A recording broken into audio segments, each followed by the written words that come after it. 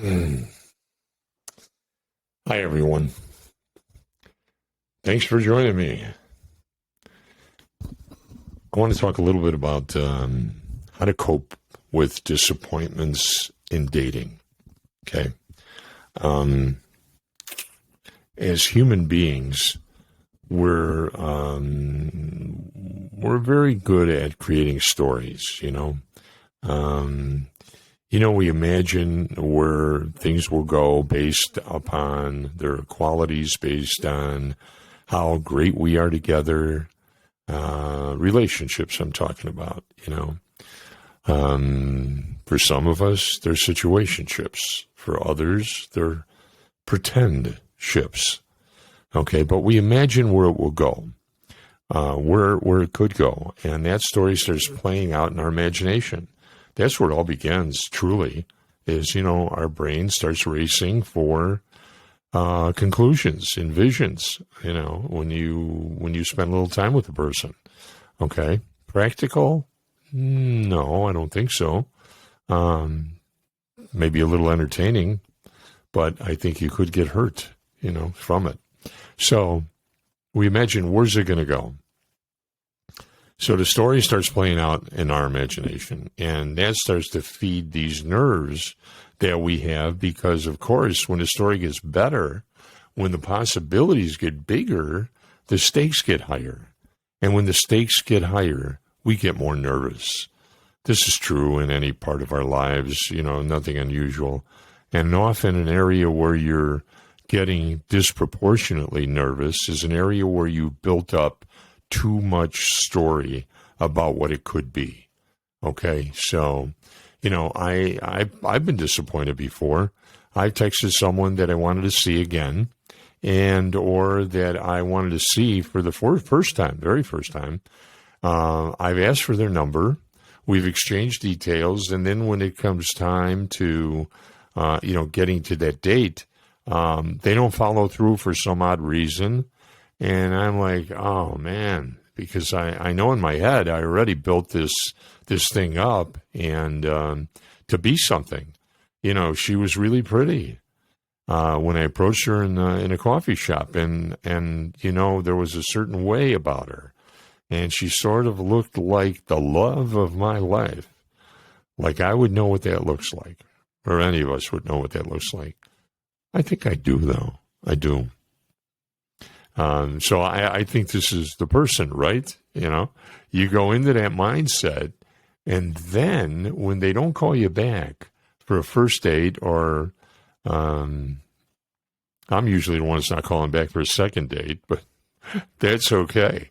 But when they don't go out on a date with you, you kind of think you lost something. You lost something really special. Right, but that's not what happens at all. I mean, what happened at all, and something special happens, because having something special is when someone is actually trying, when someone is actually with you for the ride. Okay, they're climbing on board. Let's do it. Okay, hold hands and go for the ride, and that's the truth of what's special. And it will reveal itself to you because it's obvious. There was a story that I had heard once, and that was, oh my gosh, I think that was several months ago, actually. And it was someone who woke up with someone in male and female. So it was a guy who woke up with some girl in bed, and one morning, and she had ended up leaving, before he was up, and she stole all his writings. Okay, she did. She took all his poetry, and he was really bummed. This poor guy, man. And if anybody's ever written anything, and the work and the thought and the journey, going to those places, either in your heart or in your soul or in your brain, and just finding the story, finding the poetry, finding the things that you want to share with someone. and then, having to make sense. Oh my gosh, that's even a better ticket, So he, after this happened to him, he decided he was going to sit down and he was going to write a new poem. And in the poem, there's a line where he says, and obviously in a state of mind where he's so sad, this poor guy, he lost the poetry, this thing that he'd worked hard on. He wrote something like this, okay? Next time, take my left arm, or take a 50 or 100, but not my poems. I'm not Shakespeare, but sometimes simply there wouldn't be any more abstract, or otherwise there'll always be money, there'll always be drunkards down to the last bomb. But as God said, crossing his legs, I see where I have made plenty of poets, but not so very much poetry. I want you to keep that in your mind for every relationship or every potential relationship you're ever in. Anytime you find yourself overvaluing someone on a date, people do it every day. I would imagine there's one every second going on in a meet and greet somewhere, overvaluing someone. Anytime you find yourself being so scared to lose someone because of the potential of what it could be that's valuing the poet that's being on a date. And that's what you don't want to do. You don't want to be valuing the poet, okay? And the poet's potential. But the poetry, yes, that is where it's at, okay? The poetry is two people working hard in a relationship to make it work. The poetry is the sacrifices.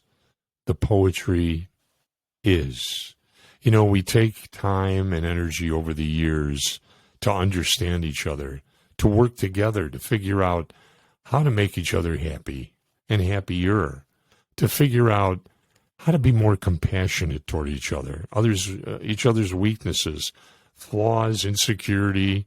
The poetry is what we build. That's the poetry. The poet is the person you go on a date with, and it gives you a great date. But they're super. They're super. I mean, they're a great date. They're charismatic. Oh, the potential. Yeah, you let yourself go rocking and rolling on it.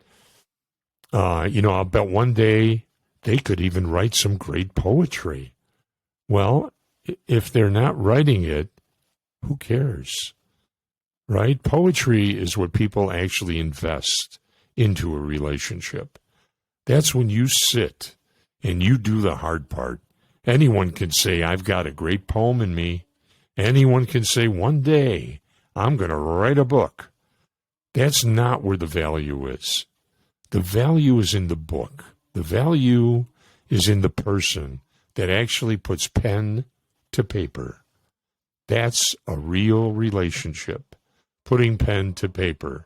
The poet, what's that? It's an idea. It's an idea, it's a potential, it's romance, but it's not the real thing. Where are you overvaluing the poet and completely undervaluing the poetry of a relationship? I really wanted to show you this because, firstly, I believe that concept is going to change your mindset for good. That concept will change you for good.